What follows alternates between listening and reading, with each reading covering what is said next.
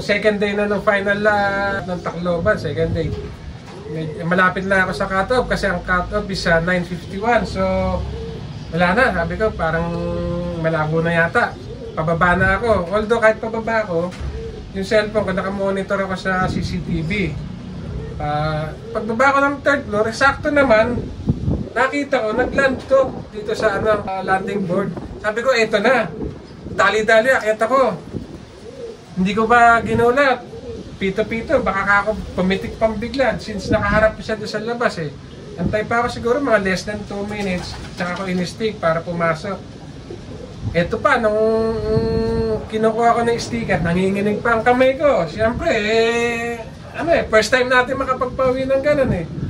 Talagang kinakausap ko yung sarili ko, dahan-dahan, baka pati yung sticker masira eh. Di lalong nagka-loko-loko. Ayun, awa ng Diyos, nasa 2 minuto yata bago ko na-iklak din sa tagal at tinahandaan ko. Ayun, naibigay. Nakasapit pa. Malapit na. 6:03 na lang tayo noon. Hindi naman tayo binigay talaga. Kaya sabi ko, hindi ko na, actually, naka San Francisco, pero sabi ko nga, tama na, ipapahinga na kita at sobra na yung binigay mong kapalit na sa pag-aalaga ko. Oo nga, kasi taya sa lahat yan, Sereno. Oo, talaga naman. Kaya ganun talaga, sabi nga na, may the best man win. Si Idol Wewet ang pinalad, Silverte para doon. Saludo tayo. At least nakasunod naman siya doon sa ibon ng idol natin. Pero malaki din hinakot ng Sereno. Eto? Oo, no.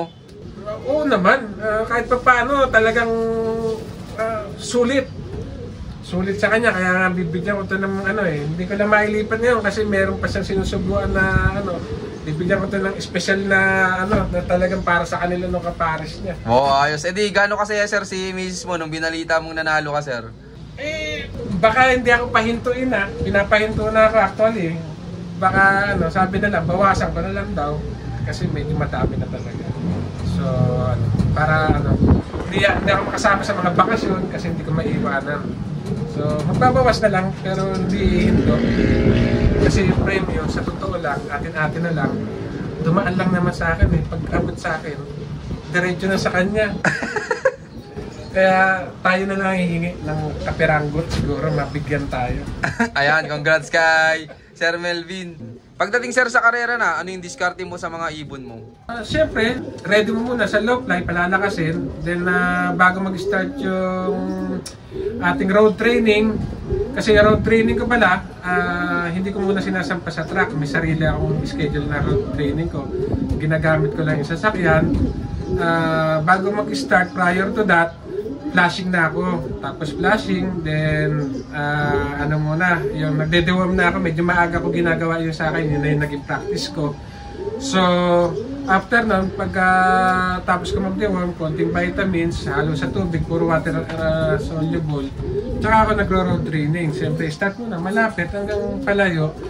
Kasi medyo nadala ako sa track, pag malapit pa nagkarga, may nangyari sa akin, pag uwi ng ibon ko, may adeno. So, iniwasan ko na magkarga ng malapit pa. So, nilalayo ko na yung ibon. Talagang self-toss tayo. Yun ang preparation ko prior sa derby. So, kung sumali akong magkarga ako sa truck sa derby, yung mga pa-start na yung fan race. So, talagang sa experience, sir, marami tayong natututunan, sir, Oo, kasi yun pa, isa pa. Nung nag-start ako, hindi uso sa akin yung bako-bakuna. Pagbigay sa akin lipad-lipad. Ayun, tama naman, importante kasi miski nung nagmamanak ako, importante talaga yung bakuna. Iba yung bakunado, may laban talaga sila, lumalaban talaga, hindi katulad ng pagkawala, pag tinamaan na sakit, na kagad, wala na.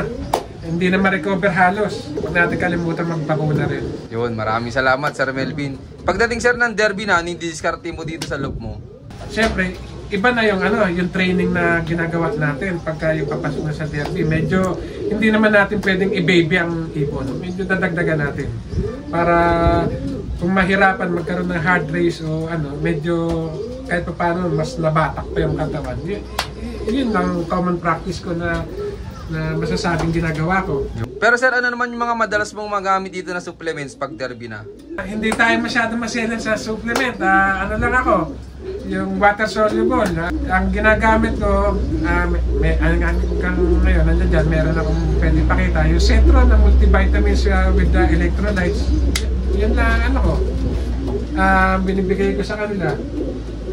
Inaano ko na lang, minamanage ko na lang yung frequency ko ilang beses sa isang linggo. Kasi ako, nagdedepende kasi ako eh. Pagka yung low fly lang naman sila, low fly, plain water talaga. Ngayon, pag nag-start na ako ng road training, syempre kailangan natin na dagdagan ng vitamins. Twice a week ako bigay ng vitamins sa tubig para hindi bumaksa ang katawan. Yun syempre, probiotics with honey. The usual na ginagamit ng ibang nagkakalapatid na tinuro din naman sa atin. Pero sir, madalas anong maibigay mong pabaon sa kanila?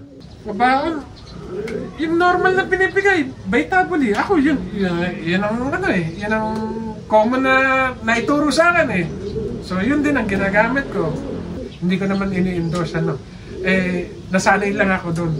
Yun na lang yung nakasanayan ko. Tsaka sir, yun na nagbigay sa'yo ng panalo no? Oh, actually, yan. Yan ang pabaon ko. Makikita nyo naman, medyo marami na tayong boteng walang laman. Kaya nga, swerte na rin nanalo dahil kahit paano, medyo mahal na rin ang supplements natin. Yun, congrats kay Sir Melvin. Sir Melvin, anong mabibigay mong payo sa mga viewers natin dyan na hindi pa pinapalad sa karera? Sa akin, ganun din. Kasi, sabi ko nga, nung magsimula naman ako, gulong din talaga. 3 beses actually na gulong. Although, siyempre, challenge mo yung sarili mo. Kasi ako, ang challenge ko yung sarili ko eh.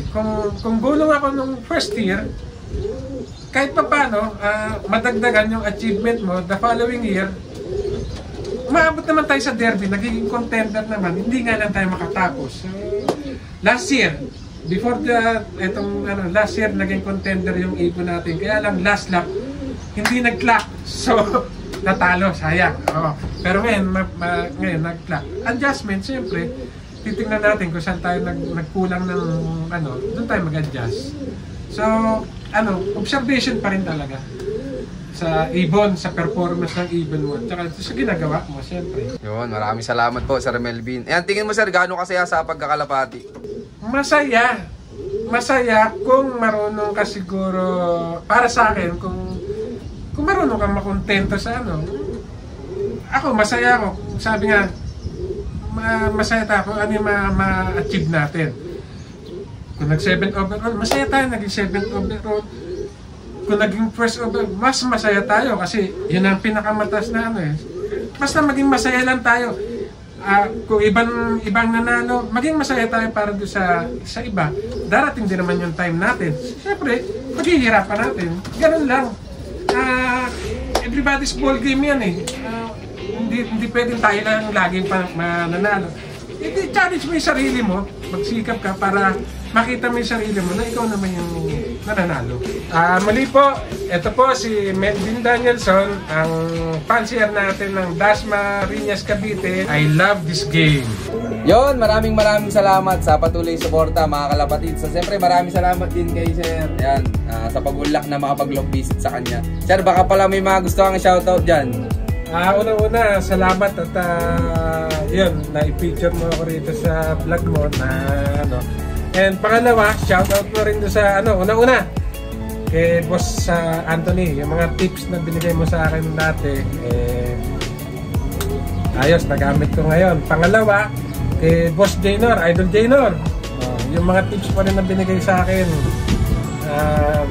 alam mo naman, kinukuha natin pa unti-unti na na i-apply natin. Doon sa kaibigan ko, inaanak ko, kay John Ray Campanya, yan ang unang-unang nagbigay sa akin ng YB na mag-start ako.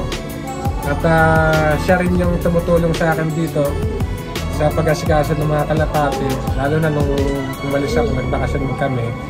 Pati yung pagtuturo sa akin ng mga tips, pagbibigay ng tips, kasi nauna sa atin si John Ray. So, salamat, Amo. Si Among Marlon, shoutout. Medyo sinwerte tayo. Sana tuloy-tuloy tayo swerte na Yun lang. Yun, shoutout sa inyo lahat at syempre shoutout din sa lahat ng mga patuloy na sumusuporta dyan at abangan nyo pa yung mga susunod kong follow-up visit sa iyo na keep watching and God bless you all. Thank you.